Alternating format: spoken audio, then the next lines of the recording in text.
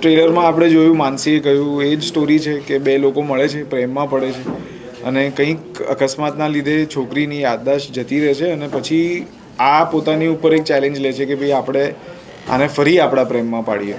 કારણ કે એક લાઈન ટ્રેલરમાં છે કે એને હું યાદ નથી, એ ભલે મને ભૂલી ગઈ હોય પણ એના દિલને હું યાદ નથી, એ માનવા હું તૈયાર નથી. એટલે એ કોન્ફિડન્સ છે આ કેરેક્ટરમાં કે એ ફિલિંગ તો એને યાદ હશે જ, ભલે હું ના હોઉં, ભલે અમારી સાથે વિતાવેલા પલો યાદ ના હોય, પણ એના એ ફિલિંગના બેસિસ ઉપર એ ફરી અને એના પ્રેમમાં પાડશે.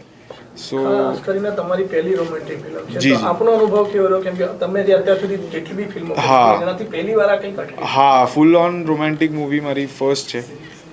કારણ કે મને બહુ બીક લાગે રોમેન્ટિક ફિલ્મોથી, કારણ કે હું જોતો ઓછી હોઉં છું અને આ પ્રકારની ફિલ્મો હોય ને એમાં પરફોર્મન્સીસથી લઈને સીનથી લઈને સ્ટોરી એ બધું લાર્જર દેન લાઈફ હોય. અને અત્યાર સુધી જેટલું કામ મેં કર્યું છે, સર પ્લીઝ પાછળ આપ કન્ટિન્યુઅસ નહીં મેળ પડે, મને નથી ફોકસ થઈ ગયું.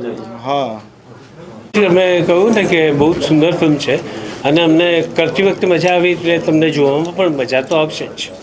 સર, કઈ રીતનું કેરેક્ટર છે અને ફિલ્મમાં જે કહેવા જઈએ તો કઈ રીતનું જે આપનું જે રૂપ રહ્યો છે એ જણાવો. આ છે ને બહુ જ એક બેઝિક ક્વેશ્ચન છે, એનો આન્સર પણ બહુ જ બેઝિક છે કે જે કેરેક્ટર હું પ્લે કરું છું એ આના કાકાનું કરું છું, રાઈટ? યા કાકાનું કેરેક્ટર પ્લે કરું છું અને 6 વર્ષનો હતો ત્યારથી એને મેં ઉછેર્યો છે. એ કેરેક્ટર છે મારું અને એને સખત પ્રેમ કરું છું અને મારી મિશ્રી એકચ્યુઅલી એની સાથે છે. અત્યાર સુધી હિન્દી ફિલ્મો તમે ઘણી કરી, ગુજરાતી સ્ક્રિપ્ટ સાંભળીને તમને મૂવી કરવાનો એટલે તમને ગુજરાતી કલાકાર સાથે તમે અને ડાયરેક્ટર સાથે ડેબ્યુ ડાયરેક્ટર કેવો એક્સપિરિયન્સ કેવો રહ્યો? એક્સપિરિયન્સ તો ફેન્ટાસ્ટિક જ રહ્યો ને એકદમ. એટલે ક્યારનું હું એ જ કહી રહ્યો છું કે તમને બહુ મજા આવશે, એટલે યુ કેન તમે સમજી શકો છો કે કેવો એક્સપિરિયન્સ રહ્યો હશે. યા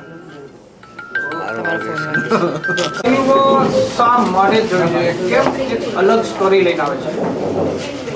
મિસ્રી એક અલગ પ્રકારની લવ સ્ટોરી એટલે છે કેમ કે એક મેચ્યોર લવ સ્ટોરી છે જે ઘણા મહિનાઓથી આપણે ગુજરાતી સિનેમામાં નથી જોઈ. આમાં પરફોર્મન્સીસ બહુ જ સરસ, પાવરફુલ છે, રાઇટિંગ સ્ટ્રોંગ છે, ગીતો બહુ સુંદર છે અને ઓવરઓલ એક સિનેમેટિક એક્સપિરિયન્સ બધા જ વ્યૂઅર્સને મળશે. અને આ એવી ફિલ્મ છે જે તમારે મોટા પડદા ઉપર તમે જોશો તો તમને પાછું પ્રેમમાં પડવાનું મન થઈ જશે. તો ડેફિનેટલી તમારે મિસ્ત્રી જોવી જોઈએ.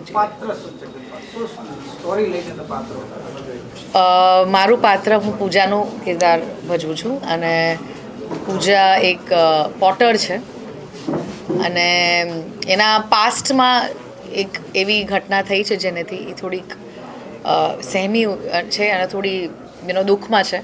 પણ પછી એના લાઈફમાં અર્જુન આવે છે જે એક ફોટોગ્રાફર હોય છે, એ લોકો બંને મળે છે અને પછી શું થાય છે બંનેની લાઈફમાં, આખી લાઈફ બંનેની ઉથલ પુથલ થઈ જાય છે. બિકોઝ એમને એમ થાય છે કે 2-3 દિવસમાં તો એ લોકો જુદા થઈ જશે, કેમ કે લગ્ન 2-3 દિવસના જ છે એ લોકોના ફ્રેન્ડના, તો આની પછી તો આપણે નહીં મળીએ. પણ એવું નથી થતું કેમ કે પ્રેમ થાય છે અને પછી એ પ્રેમમાં કેટલી ચેલેન્જીસ આવે છે અને એમાં એનો મેમરી લોસ થાય છે અને એ મેમરી લોસમાં એ આખો પ્રેમ અર્જુન સાથેના બધા પળ બધું જ ભૂલી જાય છે. તો હવે અર્જુન કેવી રીતે એને પાછી એના પ્રેમમાં પાડશે અને પછી શું થશે, આખી સ્ટોરી છે.